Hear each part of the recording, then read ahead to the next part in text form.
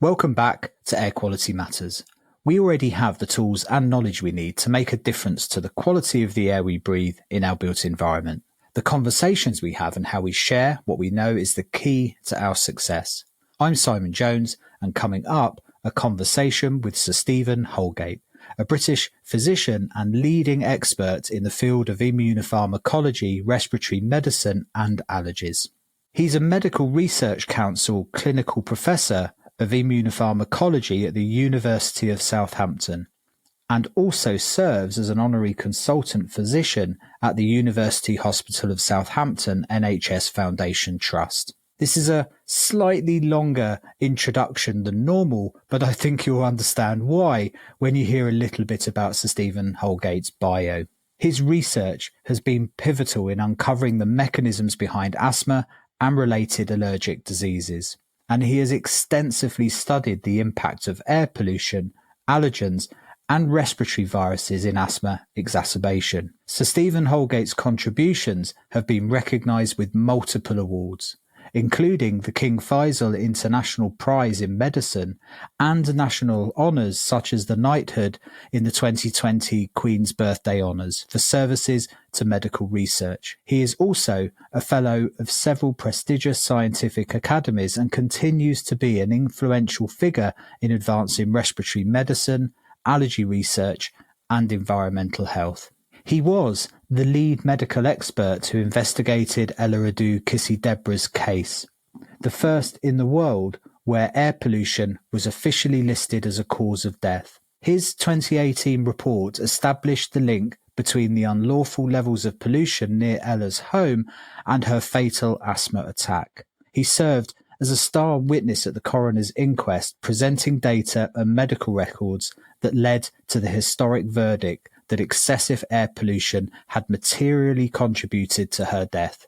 His contribution was crucial for the coroner's conclusion and for driving public understanding that air pollution can directly cause individual deaths, breaking long-standing skepticism about attributing deaths to pollution at an individual level. He more recently led the Royal College of Physicians' landmark 2025 report, A Breath of Fresh Air, which underlines that air pollution, both indoor and outdoor, remains a serious and preventable public health issue. Overall, his leadership in these medical, legal and policy contexts has significantly advanced the public and governmental understanding of the health harms of air pollution, contributing to landmark rulings, public health recommendations and intensified calls for action at all levels. It was an absolute pleasure to sit down with Sir Stephen Holgate. We talked about all of the above. He was very generous with his time, and I really do hope you enjoy this episode as much as I did. Please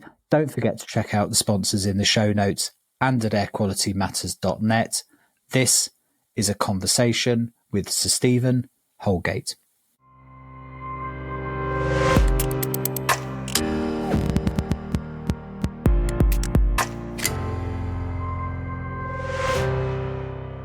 The first question really just opens up this whole broader conversation that I know you're having at the moment about this multisystemic nature of air pollution, particularly particulate matter, and what that really means for the community. Because I think the fascinating thing is when something becomes multisystemic, or when we've determined that it's multisystemic, it kind of automatically means it's multidisciplinary at the medical end of things. And we use this multidisciplinary or interdisciplinary trope often when we're talking about air quality. But again, we don't drill down into what that really means. So I thought that would be a really interesting starting point for the conversation is what are we saying now when it comes to air quality? When we say we understand that air pollution is multisystemic. Yeah, well, let's start with the air itself, because obviously what we breathe in, it keeps us alive, and it's the oxygen in the air that's the crucial bit here. just over 20% of the atmosphere is made up of oxygen. And the breathing cycle, which takes in air on a daily basis, many hundreds of liters, is trying to deliver oxygen to the tissues of the blood, tissues in via the blood. And the important thing about this is that has always been the case since mammals occupied the earth. But as a consequence of what we and others have done to the earth, the air doesn't just contain oxygen, it contains other elements, but particularly pollutants, some of which are gases and some of which are made up of very small particles. And it's these man-made, in large part, and these man-made materials which have entered the atmosphere over the last centuries, which make up the pollutants that we breathe in. And the key to this is that some of those pollutants, the gases in particular, are irritant. And we all know when we walk into a room where there's irritant gases in the room, we cough and we can sense it at the back of our throats and a tightness in the lungs. And gases such as nitrogen dioxide, sulfur dioxide, and ozone, which are air pollutants, which we commonly talk about, are these irritant gases. And they tend to operate by triggering nerves in the lung and making you feel breathless or making you cough, making your chest feel tight. But I think in the last 20-odd years, 25 years, what we've come to learn is that air pollution extends far beyond the gases to these small particles. And of course, we knew about those in the 1950s when we had the terrible air pollution in London and in other cities related to the Industrial Revolution and the burning of coal. But since the Clean Air Act in 1956, when coal burning was reduced, we know that this pollution fell very dramatically, and we thought the problem was solved. And the reason we could see air pollution is the fact that those particles in the air, which were made up of a mixture of carbon as well as other chemical substances, were visible to the eye and would reflect light. And if you're as old as I am, you can remember the days when you would go out in a foggy day with a torch and you could see the torch beam reflecting back to you because of the particles in the air. So these particles we thought we got rid of with the Clean Air Act. Well, we did in terms of the smoke-related carbon particles from burning coal. But of course, what's happened since then, back to 1956 when we had the Clean Air Act, is that other pollutants have gradually replaced what we used to be able to see as these coal-related pollutants. And these ones obviously are the ones that we're now becoming increasingly concerned about.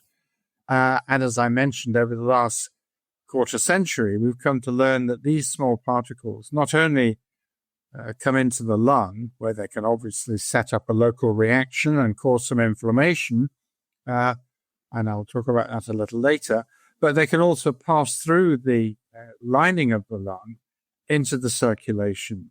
And so this is the serious bit about air pollution, really, is that these very small particles get into the bloodstream and they circulate to every organ of the body. And since these particles are made up, usually, are made up of carbon, obviously at the center usually, but then a whole load of other chemical substances on the surface and embedded in the particle, which are carried with the particle as it circulates into the tissue. So when these particles end up in the brain or in the liver or in the kidney, in the heart, they are then going to release those chemicals in those environments. And so it is hardly surprising now that we're recognizing through some really good biomedical and epidemiological research that this particulate air pollution is associated with many different diseases beyond lung disease, which is obviously the organ that sees the air pollution first. And it is the delivery of those chemicals into the tissues over a prolonged period of time, which sets up an inflammatory reaction and damages those tissues. And in the shortest possible way of kind of capturing what that does, wherever it is, whether it's the brain, heart, kidney, liver, wherever, it accelerates the aging process of those tissues or those organs. So what we've got now is an environmental insult reaching the bloodstream, ending up all around the body, accelerating the aging process through the release of these chemicals, and the fact that the tissues are having to try and fight these chemicals locally where their particles are deposited. So I think that's the concern. And some of the most recent research would suggest that up to 700 different diseases now are associated with particulate and gaseous air pollution, with particulate pollution by far and away being the most important. I think what's really interesting here is this recognition, and I think it's quite a common sense, plain English recognition that I think perhaps society needs to get its head around a little better, and that is the lung as an incredibly efficient delivery system for chemicals and heavy metals and viruses and bacteria and so on into the body.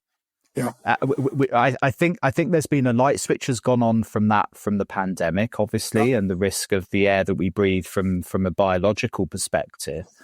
But I think everybody recognizes, the use of inhalers as an example, as a drug delivery system into the body, and that is effectively vaporized medicine at 2.5 microns below, as a very efficient way of getting medicine right to where it's needed. Yeah. So I think once people's heads, that light switch goes on and you go, okay, I get it's not just about depositing silica or carbon on the lungs or tobacco smoke and so on. I think people have got well used to understanding that breathing in particles has like a deposit impact on the lungs. But recognizing that actually it's a delivery mechanism that bypasses all of the, our dermal protection on our skin, our gut protection in ingestion. We've got some pretty sophisticated mechanisms for protecting us against environmental insult, but the lungs don't have that. And we've created this environment where we're effectively breathing in heavy metals, phthalates, gases, plastics, all sorts of things, and our lungs have become this delivery mechanism for them. Yeah, absolutely. And I think you mentioned tobacco smoking, and that's quite a good example actually, because obviously people smoke because they get a sense of satisfaction. That's because the nicotine is absorbed into the circulation and reaches the brain. But of course, as you correctly pointed out, all the carbon particles, lots of them get deposited in the lung and over time causes the lung damage. Whereas the stuff that gets in from cigarette smoke into the circulation, of which some does, causes the heart disease that we also, and other diseases that we also associate with tobacco smoking. So in some ways, air pollution exposure is a bit like tobacco smoking in that you get the local effects on the lung, which does its best, as you said, Simon, to stop the particles going any further. But of course, the lung is only able to do that to a certain extent. And if the particles are so small that they can get between the cells, then obviously you're treating particles like gas almost, really, and the gas is going straight into the bloodstream. So that's where we are with all of this. It's the very small particles which are the ones we're interested in. And as you pointed out also, as the particles get smaller and smaller and smaller, they become invisible. So we can't see viruses or bacteria, for example, but we know they're there. And you quoted COVID-19 as a good example, which is an excellent one, because obviously in a closed space, you are breathing in virus, but you can't see it, but it's in the air. And likewise with air pollution, you can't see it, but it's in the air, and we're breathing it in, and it gets into the circulation. And over a lifetime, this accumulates. It's like tobacco smoke, it accumulates. And the body does its best to get rid of, what it can, but sometimes it's overwhelmed. And that's why it's important that we regulate the pollutants that we breathe in. And that process is what all the air pollution debates are about. It's the regulation. How much of these chemicals are we going to allow ordinary people to breathe in? Because some would say that breathing clean air, just like drinking clean water, is a human right. So really, we shouldn't have any toxic chemicals in the air, which we all know is going to be impossible. But at least we can try and get it as low as possible. Yeah, there was a couple of things that sprung to mind then when you were speaking. The first one is that water and air analogy. I mean, one of the challenges with air is that it's often an uncontained system. So it's not a false equivalence, but I suppose it's a little bit like saying we need to control the quality of the rainwater that we're collecting to drink. You know, that it's an open system, that air pollution knows no borders, as we know. It's a very difficult, it's not like a plumbing system where we can put a stamp of certification or approval on the quality. If we were just breathing piped air the whole time, it might be a slightly different maybe where we end up in some parts of the world, obviously. But you know, there is that, and I think it's an interesting one.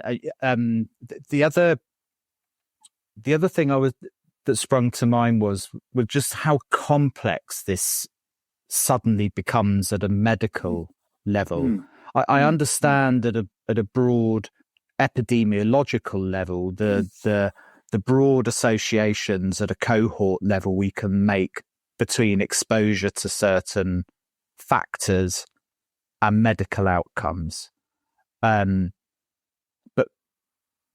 by the complex nature of the air we're breathing in, the vast array of potentially heavy metals and environmental factors that we could be breathing in, and the complex nature of the systems in our body, that must be an incredibly complex puzzle to untangle toxicologically, to try and figure out what is the impact of a heavy metal from brake discs from traffic pollution on the liver or the kidney or the lung or the brain. Like, is that work ongoing? Is this something that we're starting to get an understanding of? Actually, can we draw some lines toxicologically between some of these environmental factors and their direct impact on these tissues? Well, I mean, there's some chemicals, of course, which have very dramatic effects, like damaging DNA and then leading to mutations that cause cancer. So we associate that with some pollutants, just as we do with tobacco smoke. But as you correctly say, it's the mixture of chemicals that is unloaded into tissues over time, which is the issue. And of course, that isn't a homogeneous one in its own right, because as we move around in the environment, there are some times during the day we're breathing a lot of these things in, and other times we don't breathe any in. So even across the 24-hour period, we've got these incredible variations in the load of chemicals that are breathed in the breathed environment, if I could use that term, which end up in the circulation and get deposited in tissues. And that it introduces its own complexity, and we might return to that in a minute. But I think the body it's adapted really over time, since we all emerged as mammals, to be able to cope with pollutants. I mean, remember when we had the dinosaurs stumping around the planets, you know, there were volcanoes going off all the time, checking out pollutants everywhere, and there was sort of bubbling mud and fermentation processes.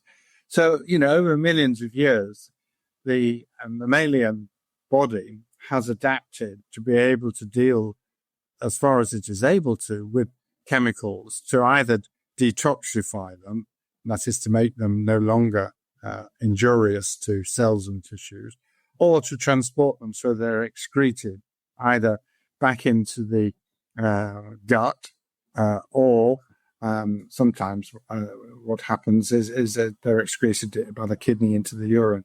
So we do have methods of coping with them. But the question really is, you know, with particles, you can't really transport particles and then liberate them again and mobilize them. So these particles that I'm talking about really are the issue of the kind of slow release of chemicals in tissues. And there may be very many different chemical reactions that the particles with their chemicals initiate, but they all boil down to one or two things, really. One is an accelerated oxidation mechanism. By that, I mean that, well, let me give you an example. If you cut an apple open and leave it exposed to air, it goes brown. That browning on the surface of the apple is oxidation. That chemical process is what air pollutants do when they get to these various cells and tissues. They release oxidants, and they are the things that damage the cells. And though we can't see our cells going brown like an apple does or a piece of fruit does, that is the process. And it's that oxidant pathway in different parts of the body, whether it's in the brain in terms of dementia, or if it's in the kidney in terms of reduced ability to be able to excrete substances, or liver, or in the heart. It is those processes, that process, that leads to the damage in the long term. And once a cell is damaged, of course, it needs to repair. And some tissues can repair remarkably well. I mean, we know that, really incredible. But other tissues can't. And I think this is the other bit that of this equation. When you start putting particles into parts of the body that can't repair well, a brain would be a good example here, where if you damage the brain, it can't replicate its cells and repair itself very well. So you have permanent damage over time. Whereas if you've got other tissues, like the liver, for example, which actually is remarkably good at repairing itself, providing the onslaught isn't too heavy. So some organs are going to be more susceptible to disease than others. And I think it's the susceptibility of the organ to the pollutant as much as the mechanisms that lead to the expression of accelerated disease process. And that's what we're now talking about. On the other side of that, then, you've also got the complexity of the environment as well. That is a far more complex place, perhaps, than it was centuries ago or millennia ago, and certainly even, I'd imagine, decades ago. That we talk about often in the built environment of this grand chemical experiment. You know, just the nature of our environment is so much more complex than it ever was. Do we see that in air quality as well, and the kind of things that we're finding ourselves exposed to? Indeed, Simon, we do. And of course, we treat the air like we do the water, which you talked about again earlier on, as a sort of commons. We can almost put anything into it without sort of people even asking any questions, because it's everybody's right to have access to the air or to the water, and they can do what they like with it. And we know the consequences of all of this. I mean, the water is a good example because it is a contained system. And we know what putting stuff in the seas are doing to our wildlife in the seas and the biodiversity in our oceans. But likewise, when we start putting stuff on land, we know what it's doing to the soil and changing the structure of the soil by killing off various microorganisms. But likewise in the air, you know, we're putting the stuff in the air and we're breathing it in, and you know, up to 3,000 new chemicals a year are being developed, which obviously are being released into the human environment, and we have to deal with. And our bodies, I suppose, get to a point at the end of the day where they're running out of options of how to deal with all of this. And that's why, in a way, the elimination system, which was great for us maybe 500 years ago when we weren't exposed to so many different chemical substances, probably are not fit for purpose now. And why we're getting into these sort of non-communicable diseases, which are linked to this changing environment that you talked about, where air pollution plays a role. But other things, you know, diet, the stuff we drink, you know, obviously get into our system as well. So it's not just pollution, but air pollution is one of those ones that, let's put it this way, it's a kind of a hidden cause of disease. It's not obvious that this thing is going on all the time because we can't taste it or see it or feel it. So it's just quietly there and causing this low-level inflammation and damaging our tissues over time. Yeah, you mentioned that elimination thing.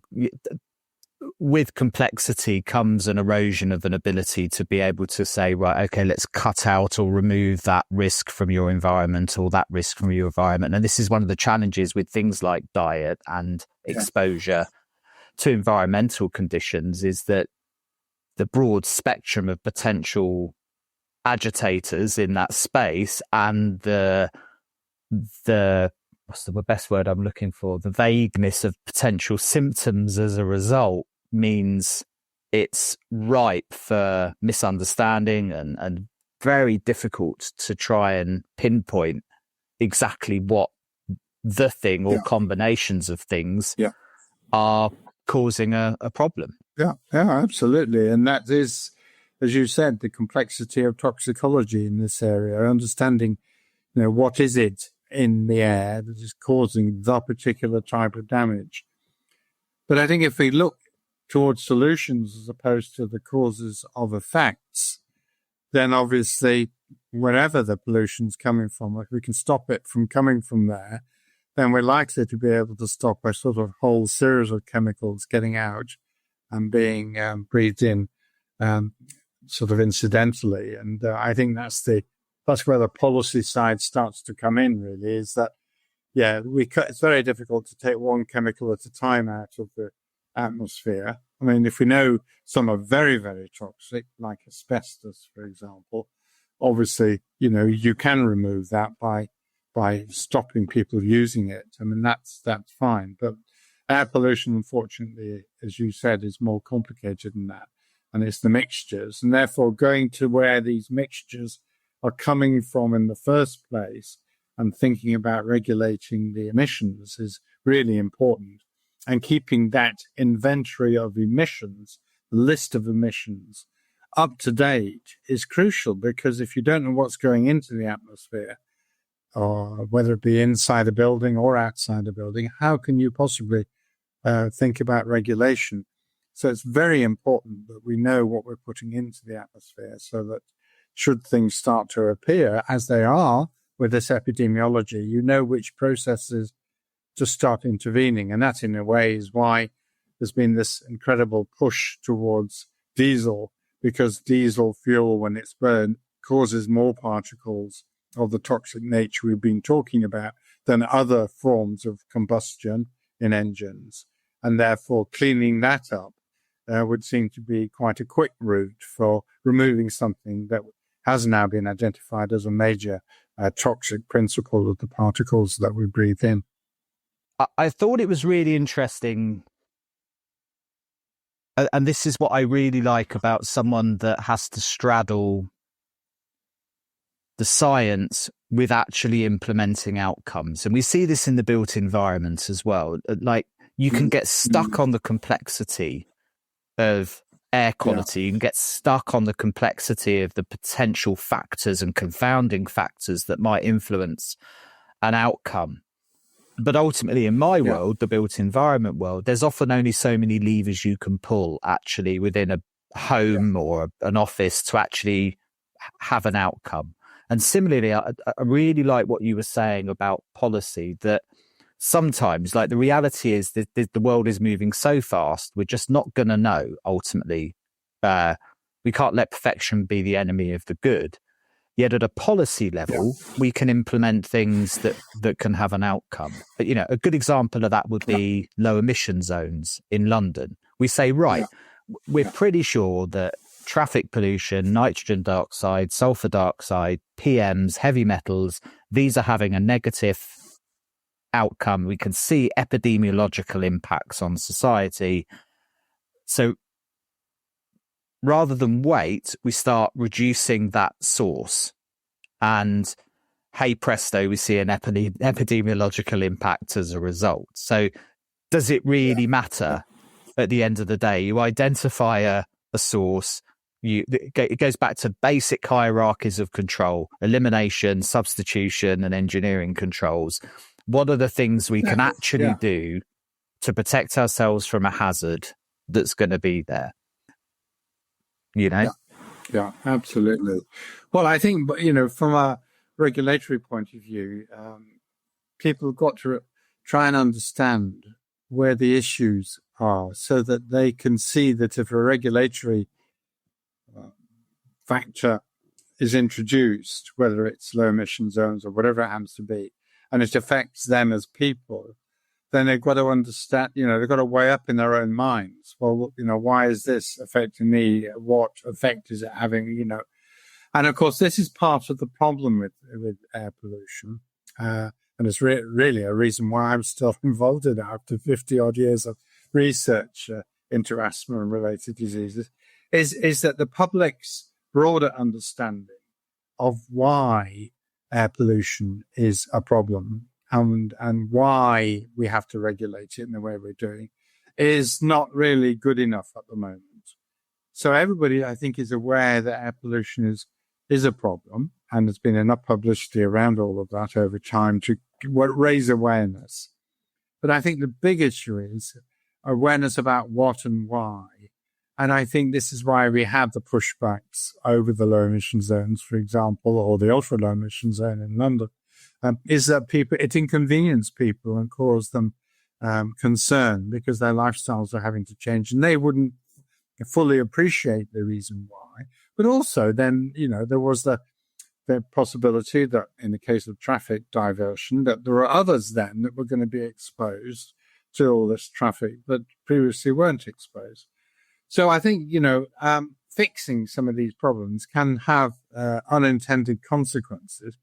Interestingly, though, with the ultra low emission zone in London, we're beginning to get some really interesting health statistics now, as opposed to just measuring what levels of pollution are, which is what the Mayor of London has been following, which had been falling, which is great. But no, in addition to that, we're now looking at hospital admissions, emergency admissions, and also episodes of bronchial asthma.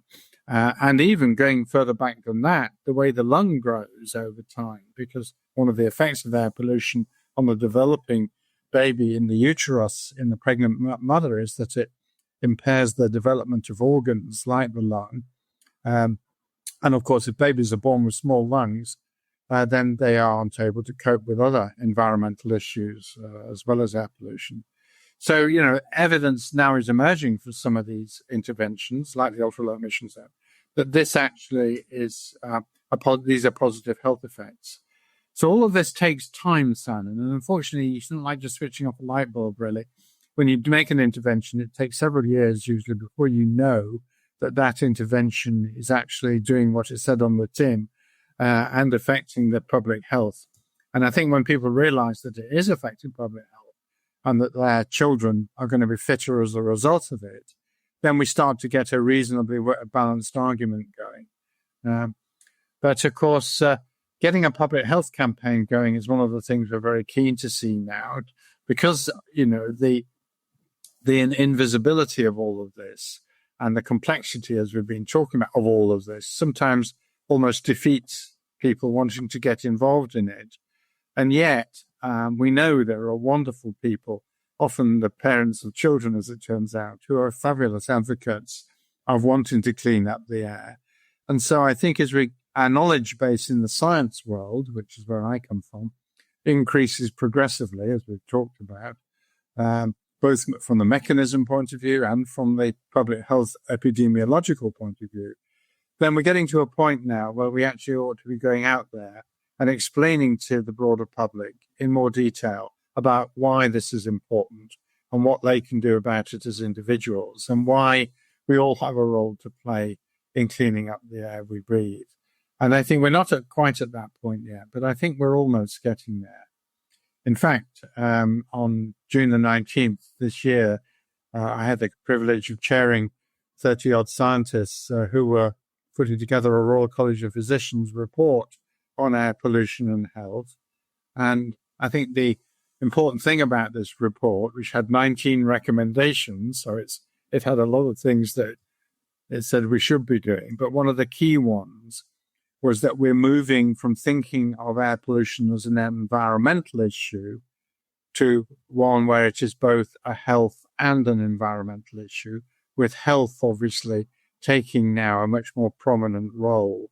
And as we move into that arena, the health professionals like myself and others who look after the health of the nation in the primary care, in the hospitals, in public health, etc., start to have a responsibility, I think, for acting as the trusted messengers for this greater understanding of how air pollution affects human health and why we as a community have to do something about it. So I think that's where we're moving into. We're not there yet.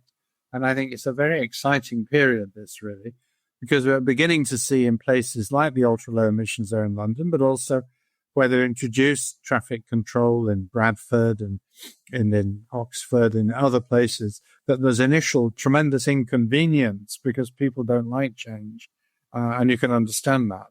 But then a little bit further down the line, people adapt and start to begin to realize the benefits. And one of those benefits is, of course, the gain in human health, which we've been talking about on this discussion. But the other benefit is the improvement in the environment itself. And of course, the reduction in road traffic accidents, for example, the increase in green spaces where children can play and move around more safely, where they can ride to school on their bicycles and not feel they're going to be fall off on their bike with vehicles and so on. The added value of doing these interventions starts to become more apparent.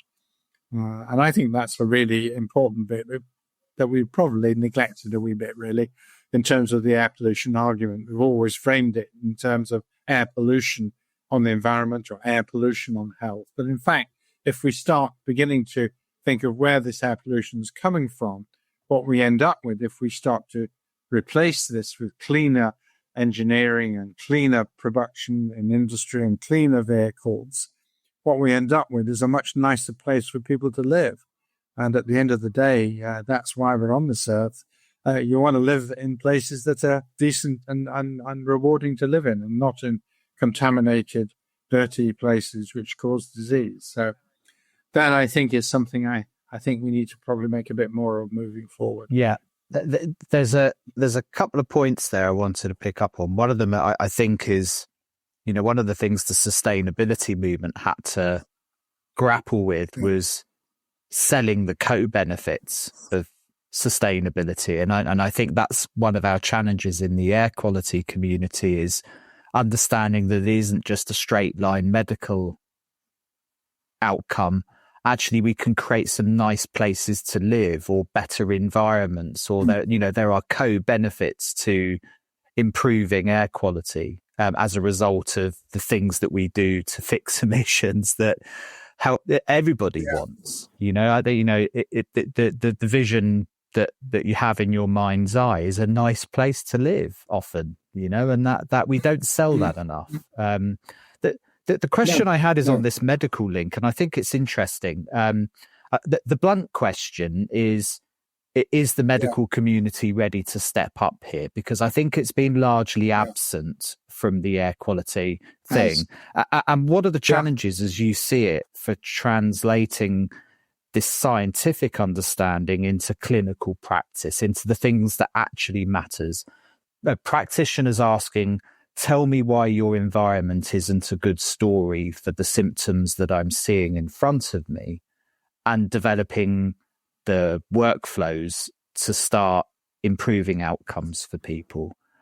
Is it an unfair accusation to say, is the health system ready to start stepping up here?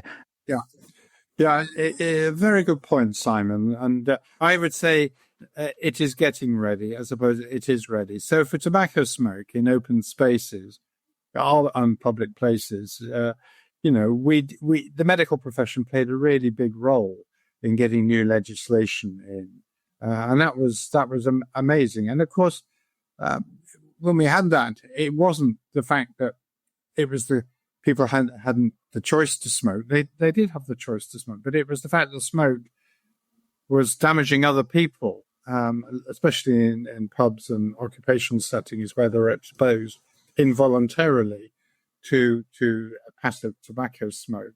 Well, in a way, we're a bit in that area here with air quality.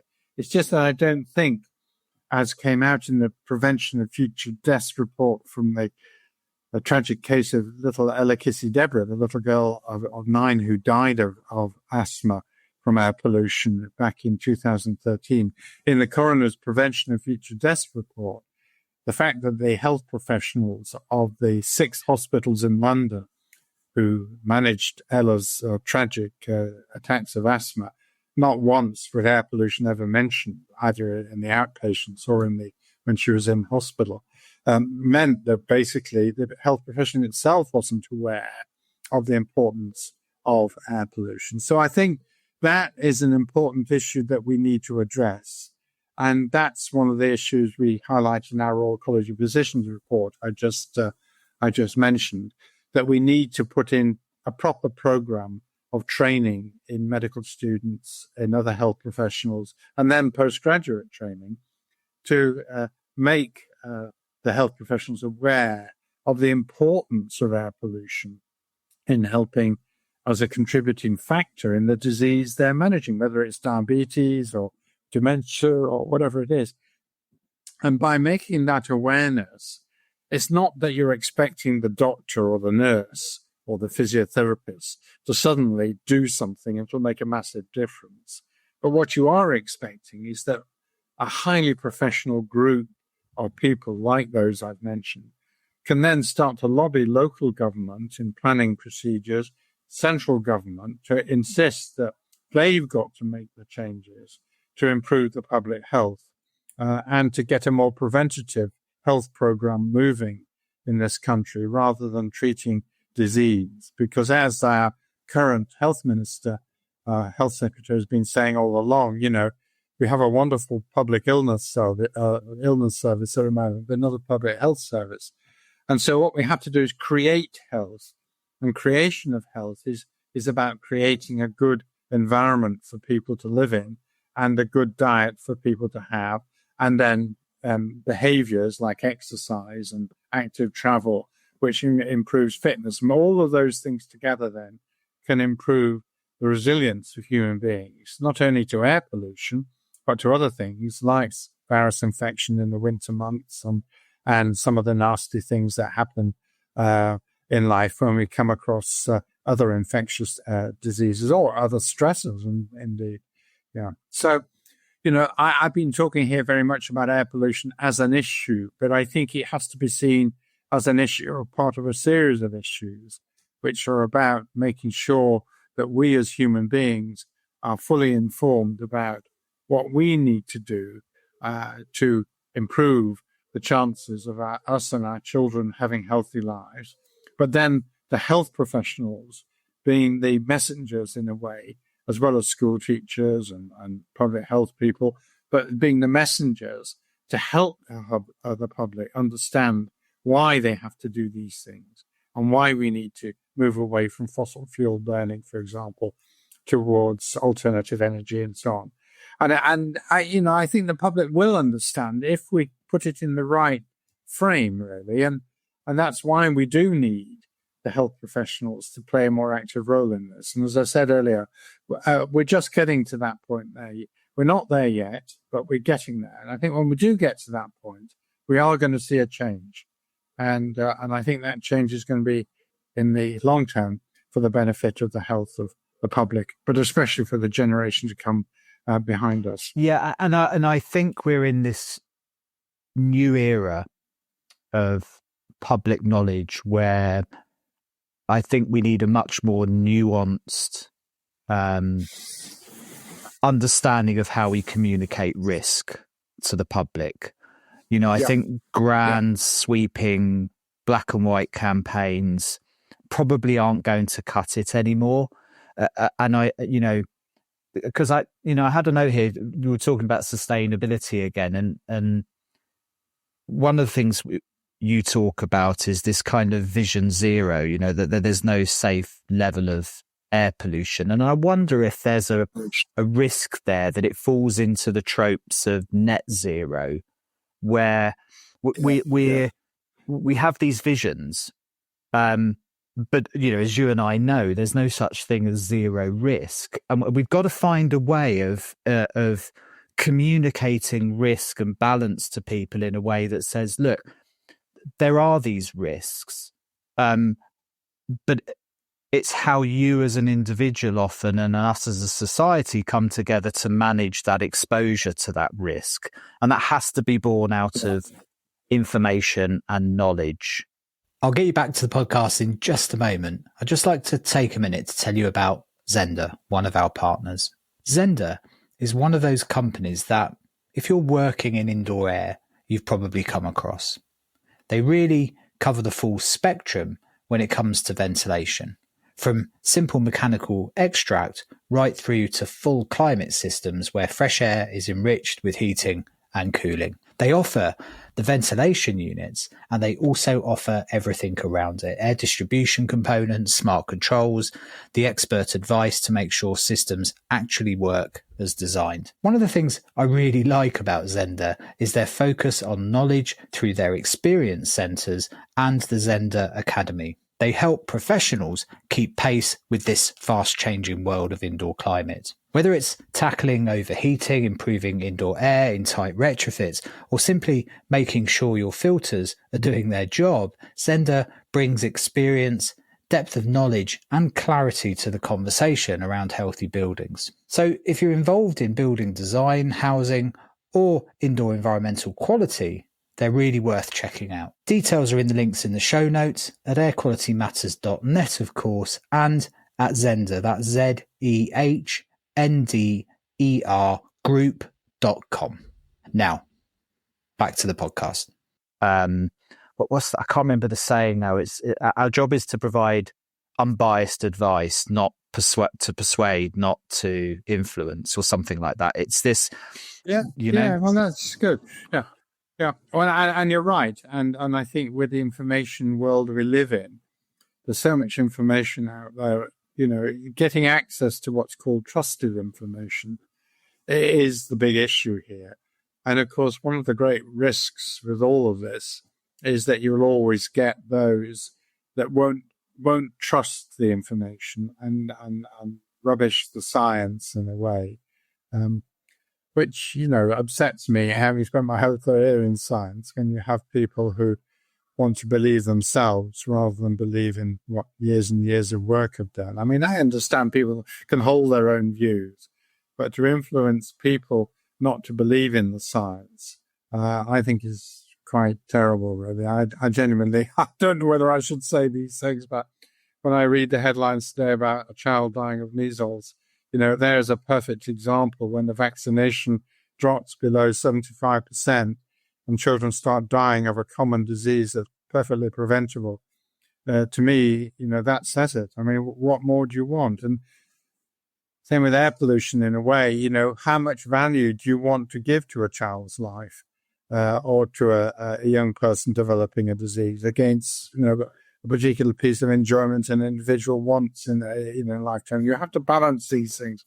And I think, we need a just society where the disadvantaged in particular are properly informed so that they can help, I think, tilt the balance more in their favor. And I think we need to move away. I'd love it to move away from a more selfish way of individualism where everybody sort of wants their own slice of the cake and doesn't care about anybody else. I think that is the sort of societal problem that leads to this, some of the things we've been seeing around the world recently, and which is kind of troublesome. And I had hoped with like tobacco smoking or with some of these other public health issues, that by framing it properly and by putting it in context and getting people to sort of appreciate that they're contributing to a wider activity, and there's a lot of reward personally for engaging in those activities, then I hope as a consequence progress will be made. And, if we go to countries, like Norway or Sweden or, other beautiful countries that have not had some of the population explosions and pollution problems that we've had, we appreciate what that means. Because these are places which we admire. Likewise, in our own country, when we see the impact of a really nice environment and then see it all messed up by various things because we've all done our own thing and not thought of others, then,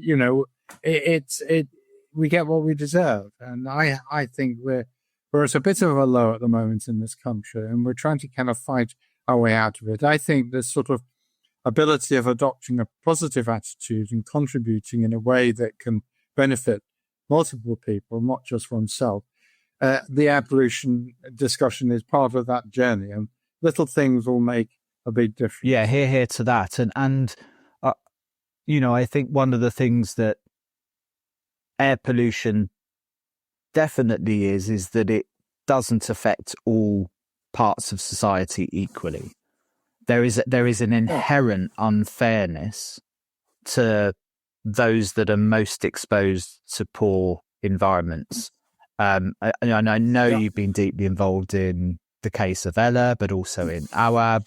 And we have to remind ourselves behind this are real people and real people's lives and effects on real people's family. And for every Ella and every Awab Ishak, there are countless children and families that may not have been at that extreme, but nonetheless, whose lives are being profoundly impacted by poor environmental conditions.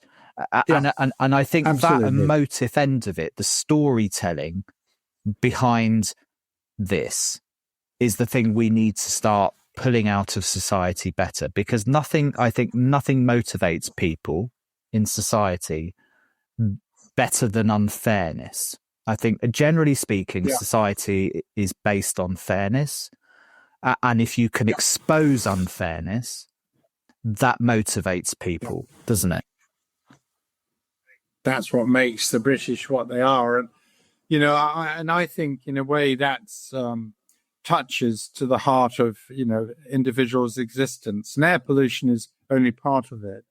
But on the other hand, as you say, when we have the highest level of asthma in the whole of Europe here in the United Kingdom, we have the highest deaths of asthma of the whole of Europe. And by the whole of Europe, I don't just mean the European Commission and the European Union. I mean the entire whole of Europe. So we have got ourselves in a state now where here we are with what we say is the National Health Service, with the highest death rate and the highest hospital admission rates for asthma in the whole of this block. And we've got to start asking some questions. It's not about just giving people lots of drugs. We don't want that. Goodness me. But since we're talking here about largely an environmental condition, then, surely it's the environment we should be concentrating on and getting ourselves fit to be more resilient to diseases like asthma. And that's really, I think, the direction of travel for the future. And as you very, very correctly point out, there are people living in disadvantaged communities who have no word in this. All they have is the receipt of what others are putting into the air and causing the problems. And I think housing really, the dreadful state of British housing in some areas, absolutely shines a light on this with the damp and the mold and the respiratory problems associated with that. So I think, it's the time has come now to sort of say, look, this is enough. We as Brits want to see a fair society, and we want to make sure that, people live in decent conditions, whether it's the houses we live in or the roads or the communities with the roads that it has, or the shopping centres that we have, and all the rest of it. And so we have quite a lot of work to do. And I will come back again, if I may, Simon. That's why we need, I think, a public health campaign to get this sort of the benefits side of this put over, not just the, this is going to be painful. It's not going to be nice to clean up the air. No, we got to be able to sort of put the positives in and then get people to be part of this wonderful journey we're going to embark on, which is to clean the air for the betterment of all. And there are some amazing people in this space. I know you lead a group of clean air champions. We've had Douglas Booker on this show talking about environmental justice, which I know he's very passionate about, and social justice, which, puts some really powerful points, and many, many more of your colleagues. Why isn't that enough? What do we need to do? Yeah. Clean air champions have been around now for how many years? 5, 6? Well, we've been operating for just under 6 years. What needs to happen next? What does a roadmap look like where a public campaign, as we often say on this podcast, we already have the knowledge we need to make a difference to the quality of the air we breathe. This isn't a lack of evidence at this stage. This often isn't a lack of tools, actually, even to be able to improve housing and ambient air quality and so on. This is about how we share that knowledge. This is about how we communicate it. This is about how we create urgency to sort it out. Where's that gap exist in your mind's eye, and how do we start to break that down? Well, I think part of the problem is the trade-offs, really. So what we have with air pollution, obviously, the contributors of all of that, in large part, are the burning of fossil fuels. Let's just put that as a sort of big component at the moment, wherever it's coming from, oil, petrol, coal, whatever it is, burning of fossil fuel. So why don't people want to sort of change from burning of fossil fuels to a cleaner form of energy? And if we got the net zero achievements that are promised by 2050 with the current government, there'll be a huge improvement in the air we breathe. Massive. Many of the things we're pushing for are all about trying to get to those endpoints. But the point is that means people having to change what they do, change the way they do things. And because we operate in large parts as a society, that's not just an individual changing. It means whole communities changing in the way they do things and the way they wish to do things. And then we're getting into the social science now.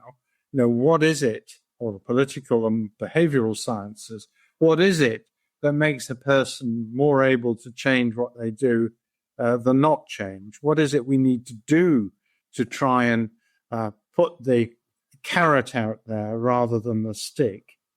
And I think that's what I mean by a public health campaign, is that we need to present the broader public and with industry and every part of society with more of the carrots than the stick. We need to demonstrate the added value and the benefits of cleaning up the air that it would have on society broadly. But we also need to start having some serious conversations about trade-offs, because after all, it is trade-offs.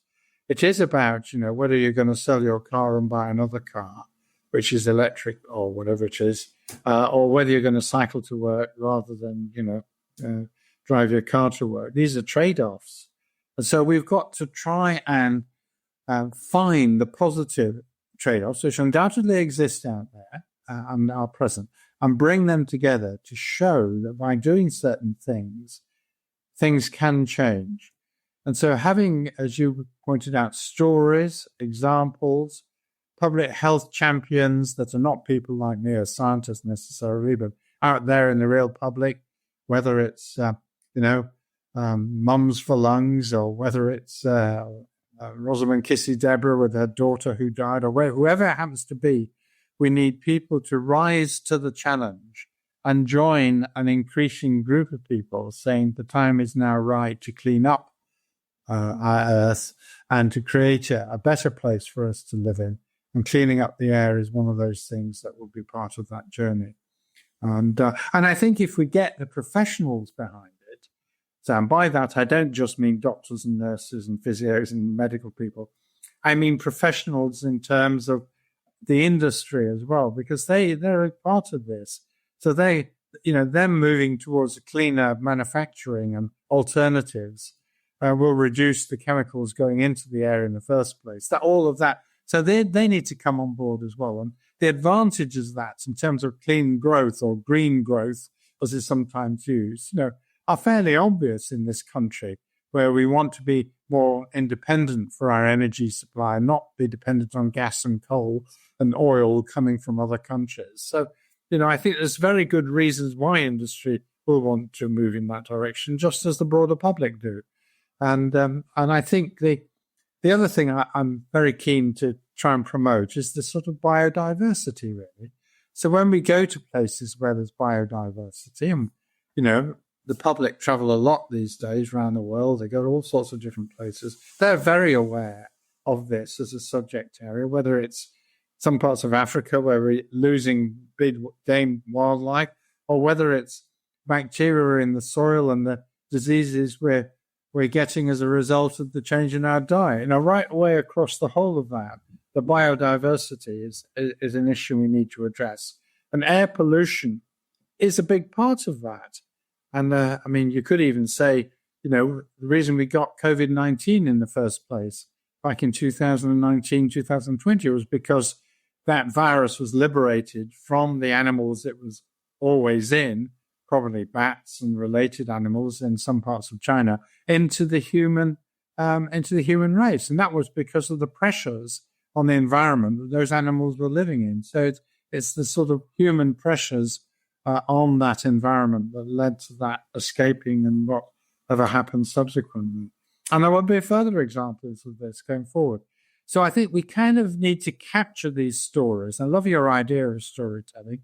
I'm a great believer in storytelling, having spent 50 odd years writing scientific papers, because I think when it comes to explaining things to people, putting it in their terms and putting it as a story, as we've always valued as human beings, storytelling is a way of transmitting knowledge and information through the generations. Storytelling is a really good way of getting this across. And I think we now need to collect these narratives in our communities where we can give examples to others and use storytelling as a way of improving knowledge and getting people empowered and excited and stimulated on this journey, towards improving the biodiversity and cleaning up the air that we breathe in the breathed environment. I think particularly for individuals, we within our own internal monologue, we are always the heroes and villains of our own story. We frame our decisions and our behavior based on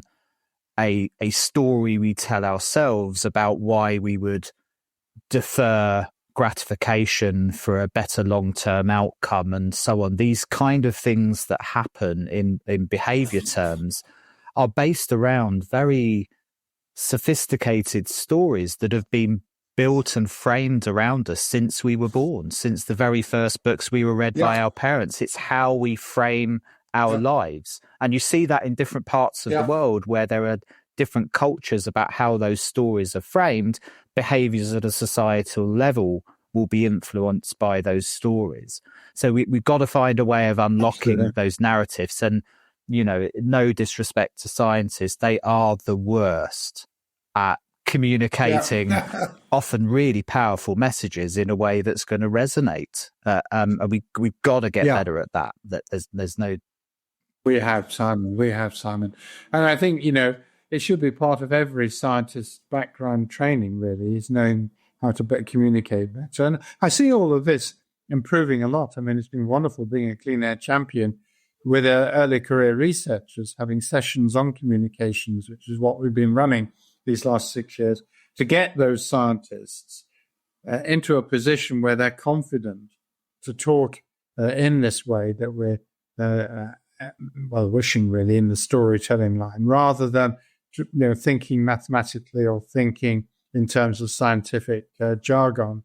And when you see somebody who's good at communication in the science world, one immediately knows what good communication is, because they can say a few things in 3 sentences and people understand, whereas sometimes the scientist has to write a book to explain what they're doing. And we can lose science for decades. I just finished off reading Airborne by Carl Zimmer and the Welleses, which were very important to understanding infection risk.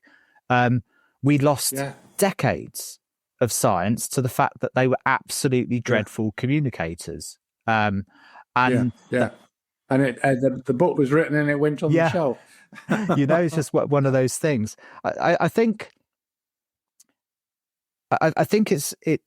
it's interesting this how we bridge this gap, and I muse about this myself often, and I wonder if it's just because of the nature of the autonomy, I'm not quite sure what the right word would be, that the automatic nature of breathing, that there's a mental disconnect somehow between something that's such a basic instinct. It's the last thing that leaves us when we die is the taking a breath. It's so fundamental within the human psyche that somehow we don't want to draw those associations. That so many of the other things we've had very good public health outcomes from have been habit-based, like smoking. We can create a villain in the piece. We can draw a straight line to it. We've been able to demonstrate that. Water is another good example of it. But you and I have been speaking here for over an hour, and not once has either of us thought about the quality of the air that we've just breathed in, right? We've got a big challenge on our hands, I think, to create an environment where people are aware of the quality of the air that they're breathing in a way that changes habit and culture and behavior. That for me, and I struggle with that, I'll be honest. Yeah, no, I think we all do. And I can understand it, really, because the lung doesn't hurt like any other organ, and you can't see things in the lung. As you said, it just goes on, yet we're totally dependent upon it for life. And we started this interview, about the breathed environment and what's in the air we breathe. And I think this isn't about worrying people and making people sort of wake up in the middle of the night thinking what's going to happen next. But I think it's like everything else. If we can put it in the right context, solving the issue about the breathed environment should be fairly straightforward, to be frank. We shouldn't be trying to introduce things into it and hide them from people, pretending that they aren't there, and then diseases appear several years later and it causes problems. So I think there's a large responsibility here for the national and local governments to take a lead role. I mean, we don't have influence over the quality of the air we breathe on a daily basis, at least to a large degree, apart from tobacco smoking and vaping and those sort of things. But in general things, we do not have much influence over it. Yes, we can choose to walk in a nice way away from traffic when we go to our workplace or school. And yes, we can decide that we'll ventilate our homes properly by opening windows and all the rest of it. And all of that's great. But at the end of the day, the actual air quality is a commons. And that commons, I think it needs regulating centrally and by local governments as part of its responsibility. And I would put it very much as recently described in our RCP report, at the level of the sort of planners, those that think about our urban settings, where people live, our environments, the quality of our housing, the quality of our roads, the quality of our classrooms and schools, the transport and how we get around, whether we're cycling or running or whether we have to, have tractors dropping people off at the school gate, those sort of things, all of which in their own right are relatively small, but when added together would make a massive difference to the air quality we breathe. And then when we add, 46% of the pollutants that affect human health in the way I've been talking today also are the climate forces, the chemicals that force climate change. And some, like black carbon, are up to 100 times more active than carbon dioxide. And of course, if we got rid of black carbon, not saying we'd cure it, you'd overnight deal with some of these health issues. It'll take many, many years with the same equivalent for CO2 to get the climate change. And I think, these are really hits for the climate folks too, by getting the air cleaner. They would hit their targets far quicker if they were able to get rid of some of these particles and the ozone and some of the volatile organic chemicals, which are climate-forcing chemicals, far more active than CO2. Yeah, and so, as you say, it is the commons, and some of this stuff isn't as obvious as other things.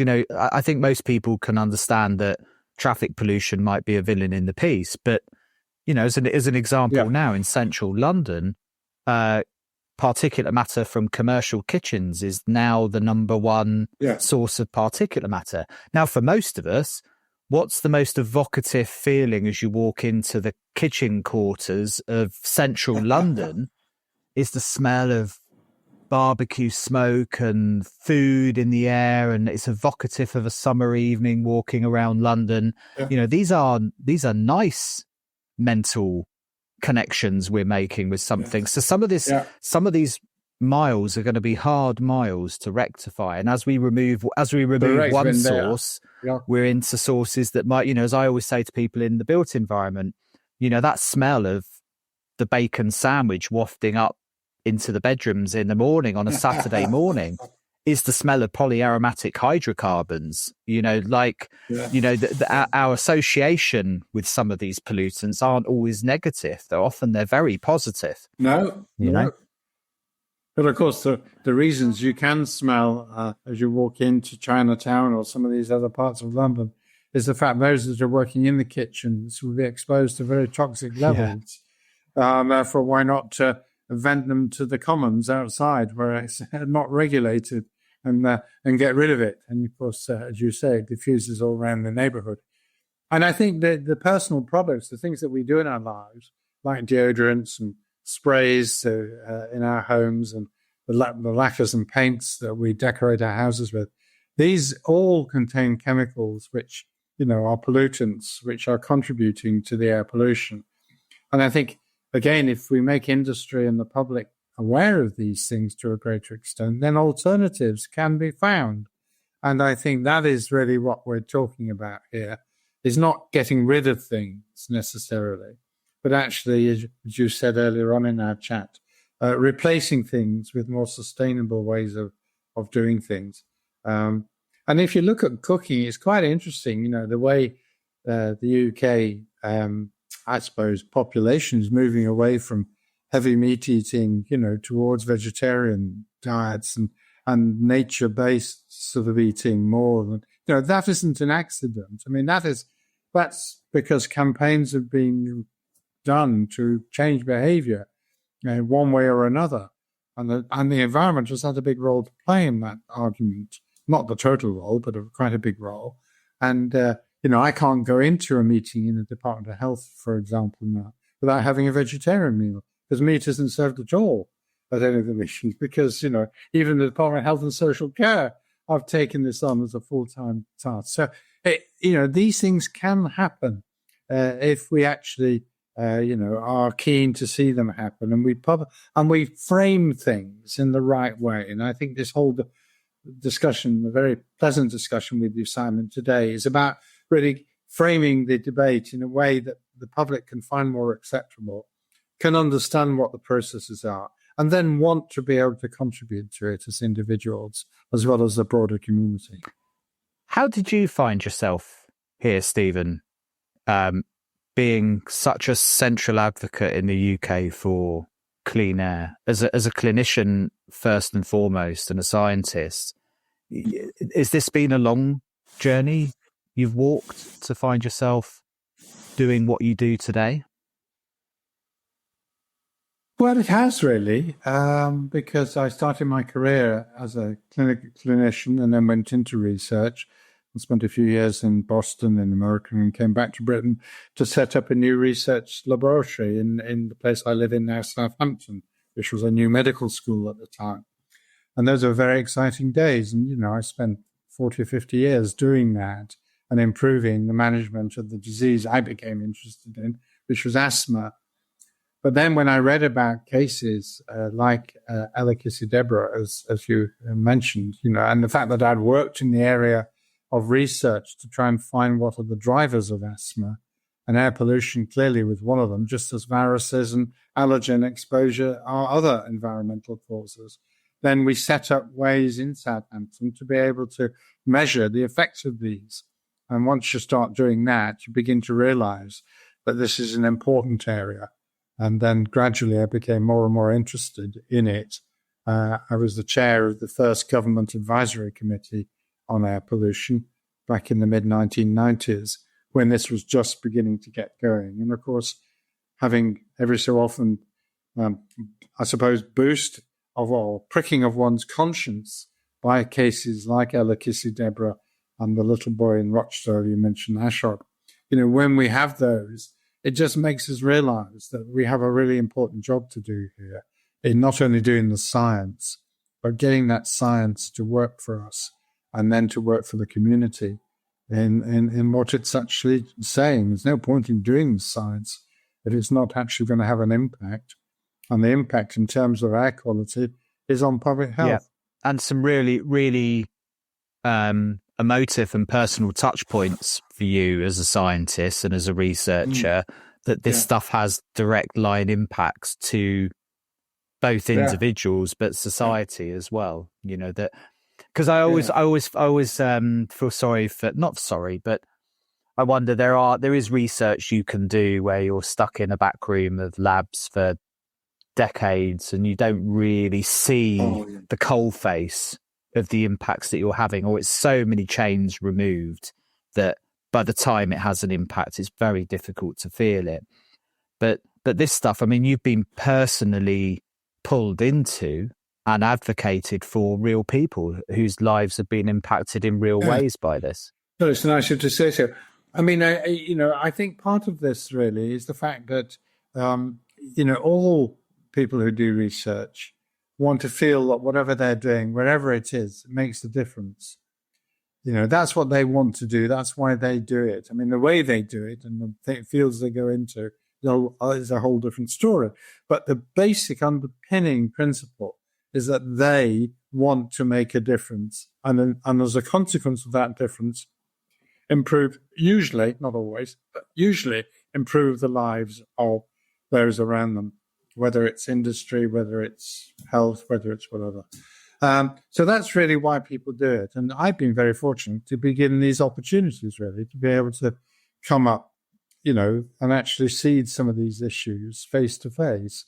And when you do that, the raw reality translates itself into a sense of desire and action, which is what I hope I've been able to do over the years. Still not done, I have to say, Simon, but I think the pleasure it gives me to see all these amazing people doing all this research and their research now getting used to help bolster the movement towards cleaner air is very, very encouraging. And that's why I'm a clean air champion these last 6 years, is to try and put the glue between the joints of the different research and to get the researchers themselves to promote their own activity to a broader environment out there of public and business and policymakers, so that their research does in fact make a difference. Yeah, and that's absolutely key. And one of the things we'll definitely do is share the Clean Air Champions website in the show notes and things as part of this. Yeah. One of the things I was keen to talk to you about, because and we have spoken about it before, and talking of research, it's been one of the things that you spent quite a lot of time looking at, is this barrier function, the immune response of air pollution, particularly how it influences things like asthma. Can you give us the 101 on that? What you mean? The kind of the elevator pitch for what are we talking about? What is it about air pollution and this barrier function of the human body, and how ultimately it impacts things like asthma? Well, of course, our bodies are very complex systems, and this whole story we've been illuminating in this conversation has illustrated that. But the bits of our body that face the external world, whether it be the surface of our eyes, our nose, our lungs, our skin, our gut, our bladder, all of that has to develop protective mechanisms about what the world introduces to those particular parts of the human body. So in a way, over millions of years, our lining cells, if I could be very crude, our lining cells of these various tissues and organs, whether it be the skin and the lung, the gut, our lining cells have developed in a way where they can filter the good things and pass those into the bloodstream where we can make use of them, but stop the bad things from entering either the air or what we eat or what we touch, stop the bad things from getting into the circulation. But the problem is that, things have changed so much, is that subtlety is breaking down now. And the barrier, which obviously was very effective at one time in our evolution, is no longer serving its function as a barrier as it should do. And therefore things are getting through. And we know that, for example, in contact dermatitis, which is an allergy of the skin. When one touches certain chemical substances, some people become very sensitized and their skin develops a very itchy rash. And that's because the barrier has been broached and the immune response recognizes that chemical as foreign and as a consequence mounts this allergic response against it. So in a way, that's what bronchial asthma is that the barrier is broken down to some of the environmental factors, whether they be viruses, whether they be allergens or allergic to, or whether they be chemicals that are in pollutants. And as a consequence, the body mounts an immune response to it. And that immune response would normally serve as a sort of protective response as against parasites, where the same immune response in parasites occurs in allergic disease. But in allergic disease, it's not directed to the parasite to get rid of it. It's directed to the protein or the chemical in the allergen, which causes the allergic response to occur. And asthma, a large part of it, at least 80% of asthma, particularly that in childhood, that goes into adulthood, is allergic in nature and due to the fact that these allergens and chemicals have breached the epithelial lining cells of the lung and got in to evoke this inflammatory and allergic reaction. So that basically is it. And what we're trying to do now in research really is obviously find ways of strengthening the barrier. That would be great. And various research people are working in that area to make the barrier tougher so that we can actually resist some of these things getting into the body. But the second is to make the resilience greater.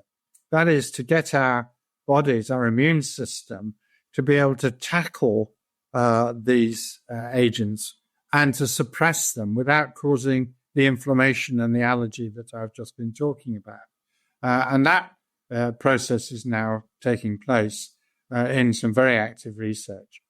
And just picking up the newspaper today, I just read an article about the future of cancer research, about augmenting the immune response to be able to fight the cancer cells. I remember the cancer cells are there largely because of the environment, whether it's diet or breed or chemical. Cancer forms because of environmental insults in large part. Then if we can evoke an immune response that's going to neutralize cancer cells, then we get rid of the cancer. And we've had some spectacular success in the last few years along that route. And Stephen Paris, the medical director of National Health Service England, is saying that he thinks that's the future. Well, I would say that's the future of diseases like asthma. If we can not just treat asthma by suppressing the process once it's started, by giving inhalers in one form or another, but rather maybe in childhood, augmenting the ability of the child not to become allergic in the first place and preventing the allergic response to house dust mite, to mold, to grass pollen, to the things, to pet proteins. If we can prevent all of that from happening, then asthma won't develop. So that's really what we mean by barrier function. That's why the research at this interface between the internal organs of the body and the surface organs, which I'm talking about now, is so important in terms of coming up with new ways of preventing disease, because that has to be the future. Prevention, not necessarily just treatment. It sounds like a fascinating area of research. I guess this is where we start to come into terms like the total exposome as well, where we're starting to try and, because it's a bit of a trope, isn't it, that kids are exposed to too much, kids aren't exposed to enough, that so on and so forth. And this is ultimately about a balancing act around the potential environmental insults, whether they're by nature or they're by something else, and our body's response to them? Are we exposed to enough of them, not enough of them? Is the reaction by the body the right reaction or an abnormal reaction in some way? And there, in a nutshell, is a lot of asthma. It's that what triggered it? Yeah. Was that something that we could prevent, or is it just a natural part that some kids will be triggered and eventually create an immune response that causes asthma? And then are there allergic exposures to things that exacerbate that over the course of their life? That this thing's a really complex mix, isn't it? And in that complexity is a lot of uncertainty for people as well. And you only have to think of things like IBS and dietary inflammatory responses to things, or we're hearing a lot more now around generalized inflammatory disorders as a result of mold or mold VOCs or exposure to certain pollutants. All of those things can be true, but I guess in the clinical world, they're really complex things to untangle, and we've got to be really careful not to associate every response to something that this is a really difficult thing to try and navigate our way through. I think you described it beautifully, actually. That's exactly the challenge we've all got at the moment. There's some wonderful examples that are out there in nature. So if we go to North America, for example, there are some Central Europeans who moved over there in the mid to late 1500s when the religious pressures made them move away from Central Europe to North America. And different communities set up there. And some of these communities maintain the traditional lifestyle. The Amish people, for example, in Lancaster County in North America, in Pennsylvania. And then there are others who came from the same community but went to other parts of North America and set up their own communities, but actually took on modern farming methods and modern ways of driving vehicles and all the rest of it. So here we have on the left the Amish people who are still going around in horses and carts and have a natural kind of lifestyle with no tobacco smoking, no chemicals, a diet that was very much based on things they grow locally and all the rest of it. And then another group of genetically absolutely identical or nearly identical individuals who had taken on the Western lifestyle. And allergy and asthma in the Amish does not exist at all, zero. Whereas in the Hutterites, who are genetically the same, you've got about 25% are allergic to the environmental allergen you and I understand. So the only thing that's different in those two populations can't be the genes because they came from the same stock. So it has to be the environment. And the, anthroposophic sort of traditional diet and lifestyle and all the rest of it of the Amish, it's protected them, as it has done against coronary heart disease, mental health issues, and a number of other rheumatoid arthritis and a number of other conditions. And surely there's something that says something about what's happened in the intervening 300 years where we've taken on this Western lifestyle. We can go to China. You've got an almost identical story over there where the rural Chinese, there's hardly any asthma allergy at all. But as soon as they move to Beijing or Shanghai or to Hong Kong, the next generation of kids that are brought up from those families are all highly allergic. And the difference between them is the fact that the lifestyles have changed. And if you wanted to really cut down to the basic, what is it about the lifestyle? Well, obviously it's the diet, because they're largely vegetarian. But also the fact that their livestock are living in their houses in large part.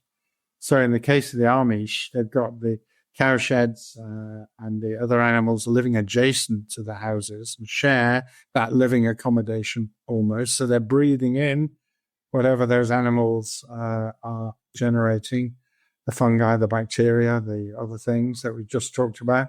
And if you go out to the wilds of China, and it's the same, but there it's chickens and various, other animals, not cows, that are living in close to the homes. And these babies and the pregnant mothers are being brought up with exposure to all of this.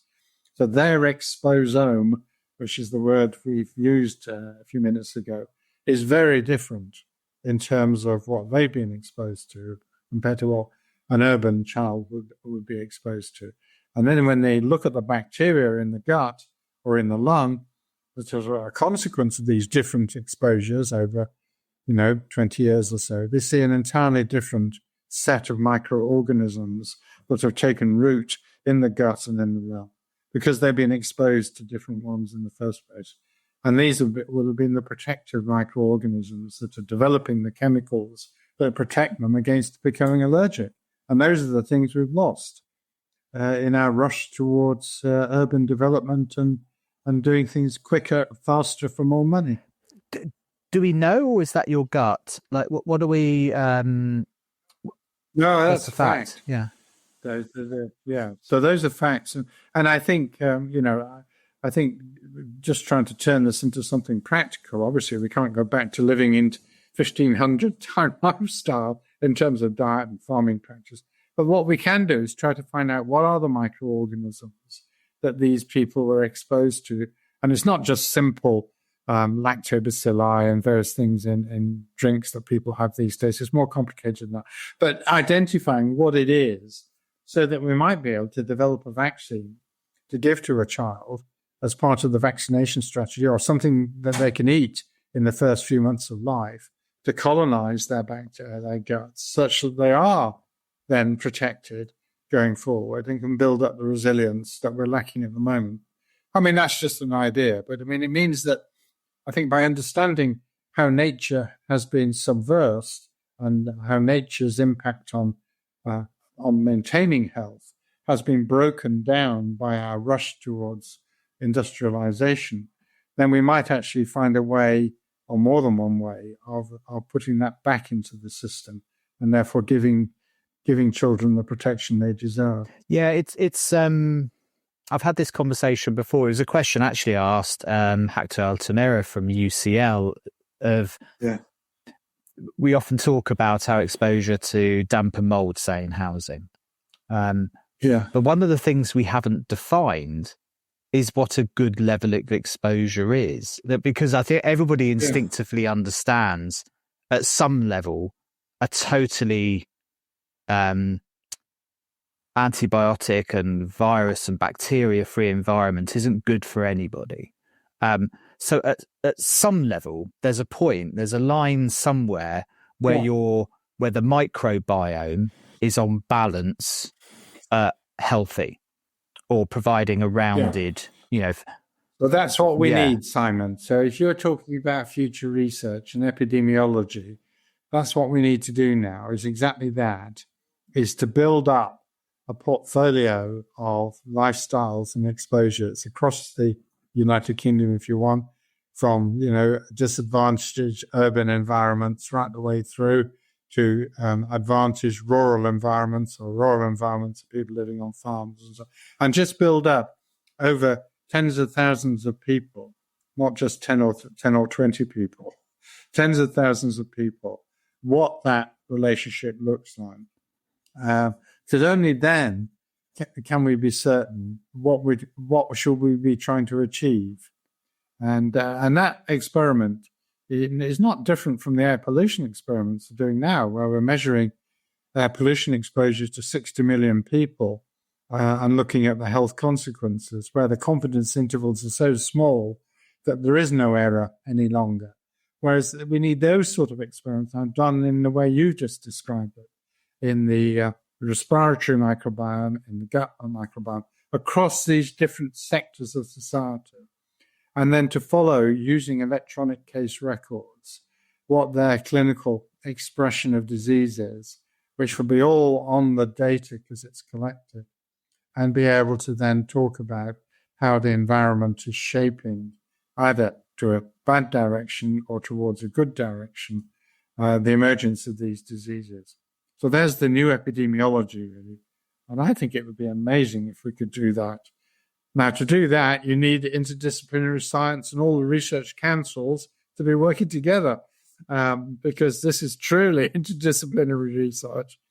if you want to investigate farming lifestyles versus one who's working, in central London, So I think it's a very, very interesting idea, and one that I'm trying to encourage. Well, I won't tell you more about it now, but we are trying to encourage such a study to be set up in this country to get that done. Yeah, and it's one of the areas that gives me a little bit of pause for concern. That, and don't get me wrong, generally speaking, in the area that I focus on, which is the built environment, generally we woefully ventilate our built environment, to the point that it's almost a joke. Right. But the risk is we throw engineering power at a problem we don't fully understand. Its nuance. And a good example of that is that, as a result of the COVID pandemic, countries like America, under Standard 241, have started to develop what they call equivalent air change rates. And the idea behind this is that you can throw technology at an air quality problem to eliminate the known problems like viruses or VOCs or something in a space. So we see that with UVC, with gas phase air cleaners, with a whole range of technologies.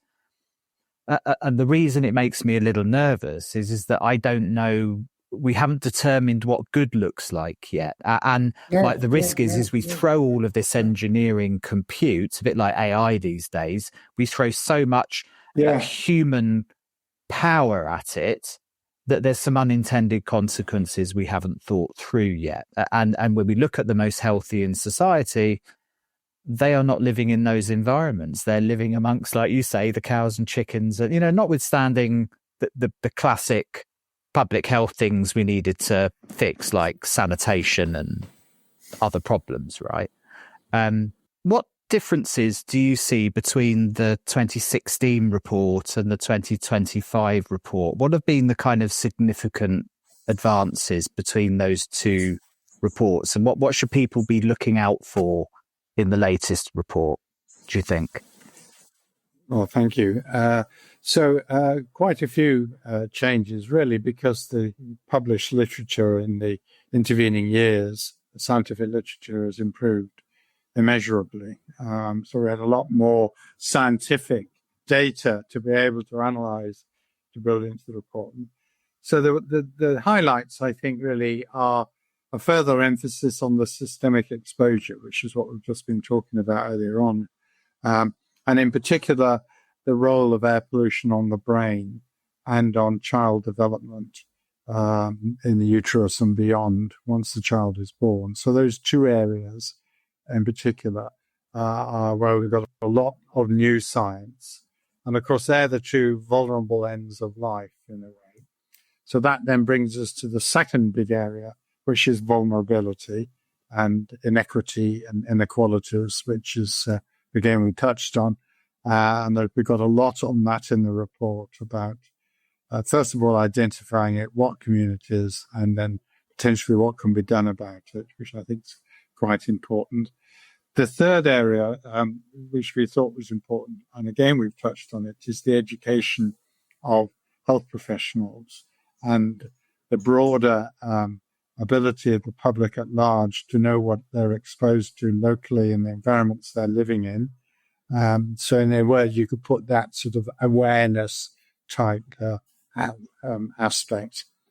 And then I think finally, we've come up with new ways of thinking about policy and policy development, both in terms of the local policy, which is very important because local air quality sits in local policy, but also, of course, central policy. And rather than having rigid air quality limit values, thinking of new ways of driving down air pollution progressively and measuring its consequences as we do that. I'm measuring those consequences not only just in terms of air pollution, but in terms of some of the other benefits that we talked about too. So those are the main points. There are other issues as well, which I could go into, but I think they're the four main things that are different. And they all really are, I think, affect the kind of translation of the scientific understanding of the impact of air pollution to action, and that ability to talk now in a joined up, proper way, and to bring together different communities so that we can actually end up with this, I hope, clean air campaign, which obviously clean air and health campaign, which is something we're going to push hard for. Because I think without getting more information out to the public in a palatable way and getting the broader aspects of society to understand the nature of some of these issues, we're going to go nowhere quickly. No, I quite agree. And look, anything we can do on the podcast to help support and promote that, Simon, thank you. We will, of course. We'll put links to all of it in the show notes. And it's well worth following both Stephen and his colleagues in the Clean Air Champions cohort, because there's some really fantastic stuff being done within the regions of the UK and Northern Ireland. Really, really good indeed. Stephen, thanks so much for bearing with us on a stormy Irish, slightly dodgy internet connection day by the seams of things. It's been an absolute privilege talking to you as always. Really enjoy our time together. I can't thank you enough for spending time talking to us on the podcast for an hour or so. Thanks a million. Thank you, Simon. It's been an absolute personal pleasure for me as well on this bright and sunny day here in England. So good luck with the thunderstorms. Another aspect, I think, of climate change. Indeed. Thanks a million. Bye-bye. Thanks for listening. Hold on a minute. Before you go and shoot off or onto the next podcast, can I just grab your attention for 1 minute? If you enjoyed this episode and know someone else you think might be interested in this subject, or you think should hear the conversation, please do share it, and let's keep building this amazing community. And this podcast would not be possible without the sponsors: ACO, Erico, Ultra Protect, Imbiot, 21 Degrees, Farmwood, and Eurovent. They're not here by accident. They care deeply about the subject too, and your support of them helps them support this show and keep it on the road. Please do check them out in the links and at airqualitymatters.net. Also, check out the show on YouTube with video versions of the podcast and more. See you next week.